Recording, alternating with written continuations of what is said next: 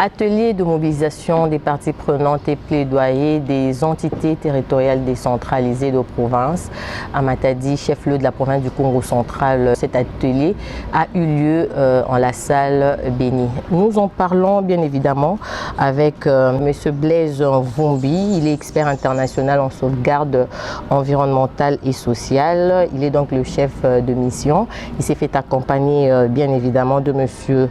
Rodi Diabanza, assistant technique chargé de l'employabilité des jeunes au Fonds social de la RDC, et ainsi que M. Zachary Sachivi, expert international en agro-industrie au Fonds social de la RDC. Je vous dis bonjour. Bonjour madame. Bien, nous commençons avec M. Rodi. Monsieur Rodi, nous venons d'assister à ces grands ateliers, s'il faut le dire comme cela. Avec quels mots voulez-vous faire la présentation de ce projet? Le projet qui nous amène ici à Matadi, dans la province du Congo central, il s'agit du projet qui fait partie du programme de transformation de l'agriculture PTA-RDC, qui est une émanation de son Excellence M. Félix Antoine Tshisekedi Tshilombo, chef de l'État, et à qui la charge a été confiée, n'est-ce pas, au Fonds social de la République démocratique du Congo. Et donc, dans le cadre de la mise en œuvre de ces grands programmes, le premier projet, il s'agit des projets, n'est-ce pas, d'appui à la gouvernance et au développement des compétences pour l'employabilité et l'entrepreneuriat de jeunes, n'est-ce pas, en soutien au programme de transformation de l'agriculture en RDC. Le premier programme dont il est question aujourd'hui s'articule autour de la formation des jeunes. Il s'agit de former des jeunes dans les domaines agricoles. Donc, le programme consiste à construire des grands ensembles, n'est-ce pas, où il y aura, c'est pour ça que nous appelons par l'agrégation de technologies. Des grands ensembles où on va construire, n'est-ce pas, des bâtiments, des ateliers, n'est-ce pas, des garages, où les jeunes viendront pour se faire former dans divers domaines dans le secteur agricole. Et le projet, dans son ensemble, prévoit de former 25 000 jeunes à travers 5 provinces, n'est-ce pas, dans lesquelles le projet sera mis en œuvre. Le Congo central fait partie de ces 5 provinces. Et dans la répartition, n'est-ce pas, des quotas, la province du Congo central a la chance d'avoir 9 200 jeunes qui seront formés dans ces centres qui seront construits. Et donc, si les 9 000 jeunes, comme il faut privilégier l'approche genre, il y aura 30%, n'est-ce pas, de femmes ou de jeunes femmes qui doivent être, n'est-ce pas, formées dans ces centres. On va les capaciter, on va leur montrer de nouvelles technologies dans le domaine agricole, et à la fin, il est prévu à ce que ces jeunes soient certifiés. Ils vont avoir des certificats, n'est-ce pas, de faire des formations qui leur permettront de devenir entrepreneurs agricoles. Bien, Monsieur Blaise, venant fraîchement de sortir de cet atelier de mobilisation des parties prenantes et plaidoyer dans les entités territoriales décentralisées de province, qui a réuni bien évidemment les autorités en place, bien évidemment du Congo central. Nous avons vu la présence du gouverneur ad intérim du Congo central. Nous avons vu également la présence des membres du gouvernement provincial, les députés aussi qui étaient là. Il y avait aussi la société civile, les acteurs des développements, les jeunes, les associations des femmes. Il y avait toutes les races confondues en fait. Nous aimerions savoir qui finance ce grand projet qui a réuni tout ce monde. Ce projet est financé par la Banque africaine de développement. C'est grâce à la banque, à la BAD, dont nous disons merci, et que nous allons mettre en œuvre un si grand projet pour la promotion de l'entrepreneuriat et l'amélioration structurée de l'emploi en RDC. Bien, merci beaucoup. Monsieur Blaise Vumbi, vous êtes chef de la mission, s'il faut le dire comme ça, je l'ai dit tantôt. 9 000 jeunes, c'est quand même énorme, mais avant cela, y a-t-il moyen de nous parler des objectifs ainsi que de la finalité du projet? Je crois que il y a les projets à 3 composantes, madame. Et la première composante porte sur l'amélioration de la gouvernance des investissements en RDC. La deuxième composante, c'est celle qui sera axée sur l'amélioration de l'employabilité et de l'entrepreneuriat des jeunes en général, femmes ou garçons. Et la deuxième composante, et la troisième composante, qui est la dernière, portera sur la coordination et gestion du projet. Alors, Comme l'a dit l'expert, la question qui s'est posée, comment atteindre la cible voulue par les projets? C'est 25 000 jeunes dans les 5 ans. La part du Congo central, c'est 9 200 jeunes. Et ainsi, dans d'autres provinces, chaque province a sa quote-part. Et vous connaissez que le pays, c'est un pays continent. Et parfois, certaines infrastructures, certains coins ne sont pas complètement ouverts par les moyens de communication qui soient les plus auditifs que possible. Et avec ça, il faudra atteindre les jeunes pour les mobiliser, à connaître les critères qui seront mis en place pour sélectionner les jeunes à incuber dans les CPJAB et CCDMI, mais aussi faire vulgariser les métiers innovants et qui sont axés dans l'amélioration du secteur agricole et l'agro-industrie. Et donc cet atelier avait comme objectif, comme je venais de le dire, de vulgariser ces critères de sélection des jeunes, mais aussi les métiers innovants, la durée du projet, la durée de la formation. Et une fois qu'on a vulgarisé, à ce moment-là, on pourra monter les comités qui seront mis en place. Expert Blaise, pourriez-vous nous parler de l'engagement, bien évidemment, des parties prenantes dans cette affaire?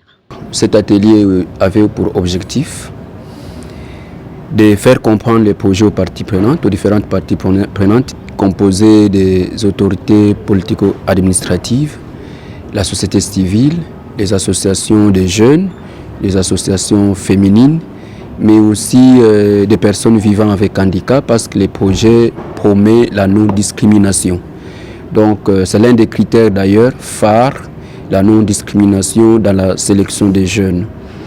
Et je devrais ajouter que l'activité en soi, c'est de faire comprendre ces projets auprès des parties prenantes pour avoir leur engagement, pour s'approprier du projet. C'est pour s'approprier du projet, de faire les projets les leurs. C'est quelque chose qu'ils doivent porter à cœur pour qu'au temps voulu, qu'ils sachent que non, voilà, c'est de ça qu'il s'agit.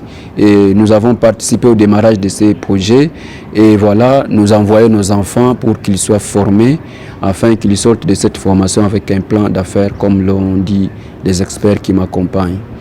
Mais quelle est la tranche d'âge voilà. Oui, la tranche d'âge, normalement, les accords prévoient de 15, le minimum c'est 15 et mois jusqu'à 29 ans. Et si quelqu'un au-delà a dépassé 29 ans, et qu'il répond aussi aux critères?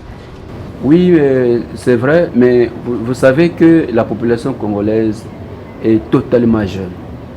Elle est jeune à plus de 60%.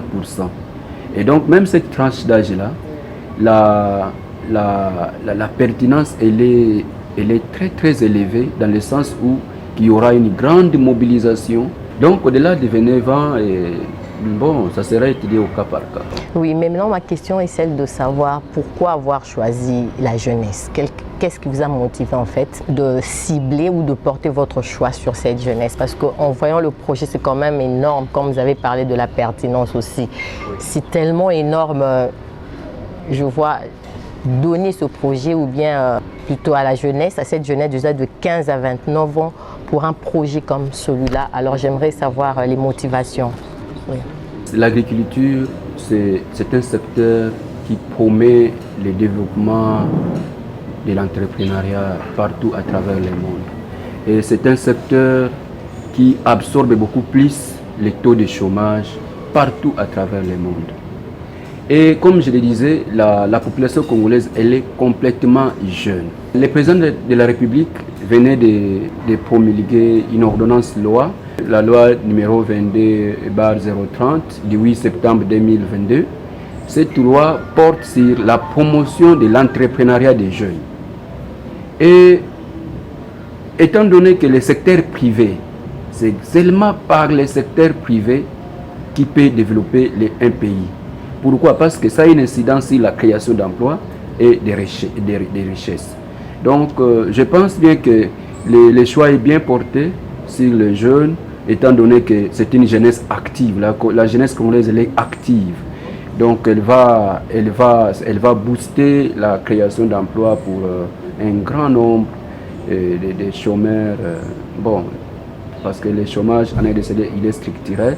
Et donc ça va absorber un grand nombre de chômeurs en RDC. Voilà, merci beaucoup, cher expert. Je vous reviens tantôt. Mais expert Zakari, je rappelle que vous êtes expert international en agro-industrie au Fonds social de la RDC. Alors dites-nous comment le CPJAB et les CDMI peuvent contribuer au développement structurel du secteur agricole et de l'agro-industrie en RDC. Les CPJAB et les CCDM ils sont conçus pour répondre à 3 gros problèmes. Problème de formation, problème d'apprentissage et problème d'insertion. Il faut former, il faut faire et il faut insérer les jeunes dans le milieu de l'agriculture et de l'agro-industrie. Pourquoi agriculture? Tout simplement parce que près de 70% des Congolais vivent de l'agriculture. Et dans ce sens-là, on a un devoir de tout faire pour nourrir notre population. Surtout dans les spéculations fades. Ça veut dire manioc, maïs et riz. Si on n'arrive pas à nourrir la population, ça va être difficile. Donc, le projet s'est engagé à mettre en place les centres de promotion de l'entrepreneuriat des jeunes pour aider les jeunes à rentrer dans les métiers de l'agriculture. En plus de l'agriculture, il y a l'agro-industrie, parce que l'agriculture ne va pas sans l'agro-industrie. Donc l'agro-industrie, c'est quoi? C'est d'amener les jeunes à savoir transformer les produits qui vont sortir de l'agriculture, à savoir faire du business avec ces produits-là. Parce que l'agriculture, dans le monde, c'est un gros business qui rapporte beaucoup d'argent. Donc apprendre aux jeunes Congolais comment on fait du business avec l'agriculture et comment on fait du business avec les produits agricoles. Comment on fait du business avec la transformation de ces produits-là. Donc il va avoir tant des tracteurs et autres équipements agricoles sur toute la chaîne de l'agriculture. Il va avoir des équipements pour faire aussi de la pisciculture, parce qu'on ne peut pas faire de l'agriculture sans pisciculture, sans élevage de petits ruminants. Nous sommes des mangeurs de chèvres, des mangeurs de porcs, etc. Donc il faut former les jeunes sur tous ces métiers-là, qui sont réellement des métiers agricoles. Et puis maintenant, on rentre dans les métiers de la transformation. On a parlé du maïs, du manioc et du riz. Le manioc, c'est notre nourriture nationale. Donc, il faut former les jeunes à savoir transformer le manioc en farine de toutes sortes. On a parlé de la farine panifiable, qui est un impératif national, parce qu'on importe trop de blé. Donc, il faut réduire l'importation de blé. La loi dit qu'il faut incorporer 5% au moins de farine de manioc dans le pain qu'on mange tous les jours, puisque tous les jours on mange du manioc. Le maïs, on n'en parle pas, on fait du foufou avec, et le riz, c'est devenu aussi, c'est le plat, c'est une des nourritures nationales. À côté de ces produits qui sont les produits vitaux, il y a tout ce qui est fruits et légumes, produits de l'élevage, c'est-à-dire on va transformer certains fruits et légumes, on va transformer des produits de l'élevage et on va transformer même, on va, disons, commencer à innover en mettant en place des petites unités pour transformer le café et le cacao. Tout simplement pour faire des appels de pied à ceux qui sont déjà dans le métier pour leur dire, on a formé des jeunes qui peuvent, je prends un cas, transformer du cacao, vous pouvez les utiliser dans vos unités de transformation et même donner un goût à ces jeunes-là. Ensuite, on va aller vers l'insertion de ceux qu'on a formés.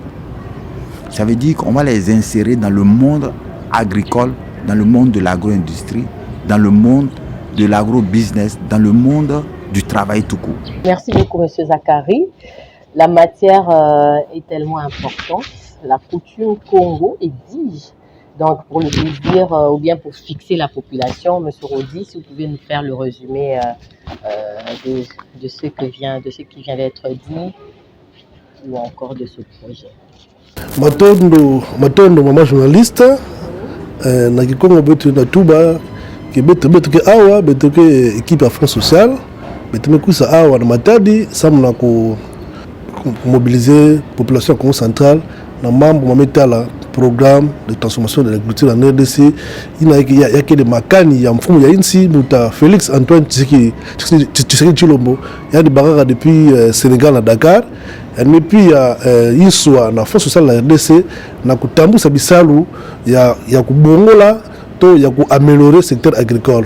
Alors il y a un programme ya Inda avec 3 grands projets. Bubu ya betume kuza Matadi samu na projet NTT ina metala mambo ya kuformer ba jeune na bisalu ya bilanga.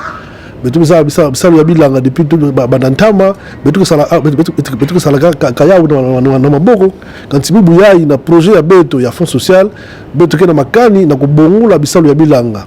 Betuke tunga ba centre ina betuke na kubokila CPJAB na CCDMI centre yake ya ba centre kuna betuke tula ba industrie betuke tula ba garage betuke tula ba matériel ya yampa parce que vous ba jeune Congo central ba kuisa kulonka bisalu ina ya secteur agricole betuke zaba betuke na besoin ba tractoriste betuke na besoin ba mécanicien ya ba tracteur agricole betuke na besoin ba bantu mezaba vraiment ku conduire ba engin ina yampa na secteur agricole.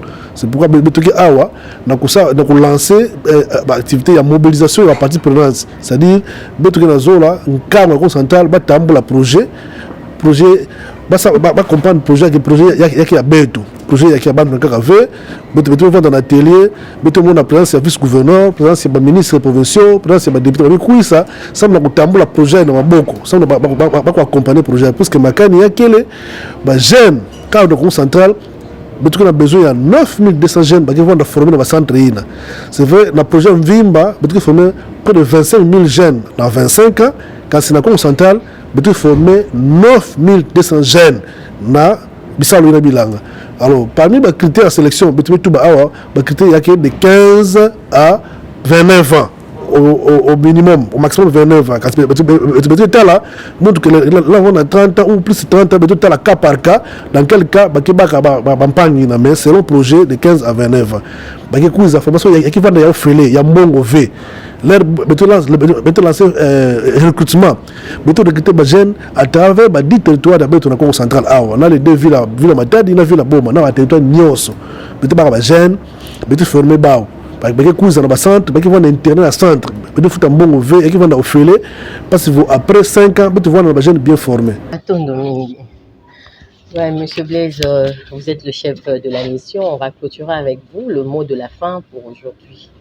Ce que je vais dire comme mot de la fin, c'est que vous, en tant que chevalier des médias, il faut vous approprier de tout ce qu'on a dit pendant l'atelier en ce qui concerne les critères de sélection, les métiers innovants tels que détaillés par l'expert Sachivi, mais aussi la finalité de ces projets qui est de promouvoir l'entrepreneuriat chez les jeunes. Voilà, nous sommes arrivés à la fin de ce magazine Point d'habitude.